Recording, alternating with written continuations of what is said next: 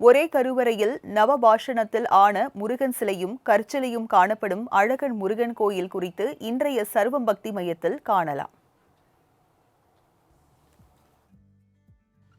திருமாலுக்கு வனம் சார்ந்த உலகமும், முருகனுக்கு மலை சார்ந்த உலகமும், இந்திரனுக்கு கடல் சார்ந்த உலகமும், வருணனுக்கு மணல் சார்ந்த உலகமும் உண்டு என்கிறது தொல்காப்பியம்.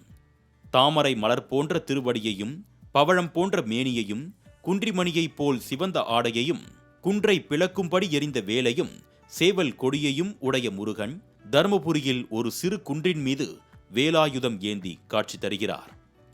தர்மபுரியில் இருந்து 20 கிலோமீட்டர் தூரத்தில் பாப்பரப்பட்டி என்னும் ஊருக்கு அருகில் வல்லூர் என்ற இடத்தில் குன்றின் மீது காட்சியளிக்கும் இந்த கோவிலில் சில ஆண்டுகள் வரை மூலவராக முருகனின் வேல் மட்டுமே வைக்கப்பட்டு வழிபாடு செய்யப்பட்டுள்ளது.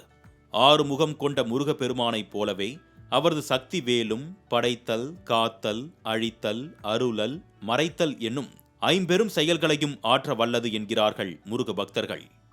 அத்தகைய ஒப்பற்ற சக்தி மிக்க தனியாண்மை கொண்ட நெடுவேலாயுதம் முருகன் கையில் வெற்றி வேலாயுதமாக நிலை பெற்ற வரலாற்றை அநேக புராணங்கள் சிறப்பாக குறித்துள்ளன. எனவேதான் தமிழகத்தில் பல இடங்களில் முருக வழிபாட்டிற்கு முன் வேல் வழிபாடுகள் இருந்ததாக கூறப்படுகிறது. அதற்கு ஒரு எடுத்துக்காட்டாய் இந்த வல்லூர் குன்றில் மீது அமைந்துள்ள கோவிலிலும் வேல் வழிபாடே பல ஆண்டுகளாக பிரதான வழிபாடாக இருந்து வந்துள்ளது. இந்த அழகு மலையடிவாரத்தில் விநாயகர் கோவில் வீற்றிருக்க அதன் பின்னால் இடும்பனின் சிலை கம்பீரமாக காட்சி தருகிறது. இதற்கு அருகிலேயே பாறைகளால் ஆன படிக்கட்டுகள் முருகனின் சந்நிதியை நோக்கி அமைக்கப்பட்டிருக்கிறது.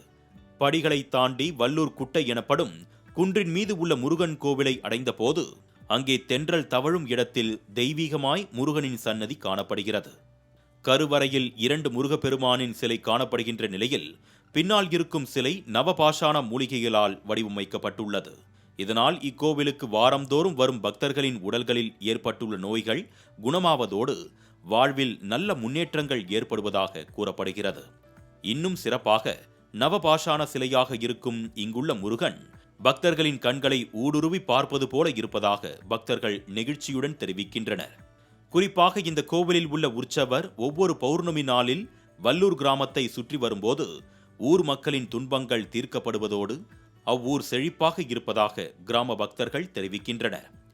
குறிப்பாக சித்ரா பௌர்ணமி நாளில் இந்த சுவாமி ஊர்வலத்தில் கலந்து கொள்ளும் போது நாம் வாழ்வில் நினைத்த காரியங்கள் நடப்பதாக பக்தர்கள் தெரிவிக்கின்றனர்.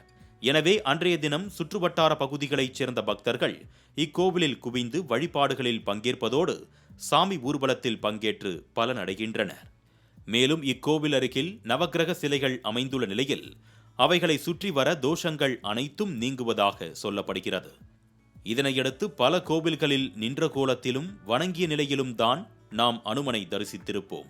ஆனால் இங்கு சயன கோலத்தில், அதுவும் வெட்ட வெளியில் அருள் புரியும் அனுமனை தரிசிக்கும் போது பக்தர்களின் வாழ்வில் ஏற்பட்டுள்ள தரித்திர நிலைகள் மறைந்து செல்வ செழிப்பு ஏற்படுவதோடு சனி தோஷங்களில் இருந்து பக்தர்கள் காக்கப்படுவதாகவும் நம்பப்படுகிறது.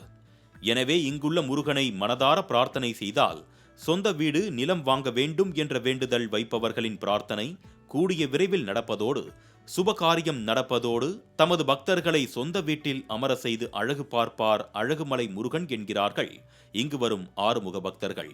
வாழ்க்கையில் தீராத பிரச்சனை, தேவையில்லாத மனசலனம் இருப்பவர்கள் இக்கோவிலுக்கு செவ்வாய்க்கிழமைகளில் வருகை தந்து அன்று முருகப்பெருமானுக்கு விளக்கேற்றி செந்நிற மலர்கள் சூட்டி வழிபட வாழ்க்கையில் நல்லதோர் மாற்றம் நடக்கும் என்று நம்பப்படுகிறது.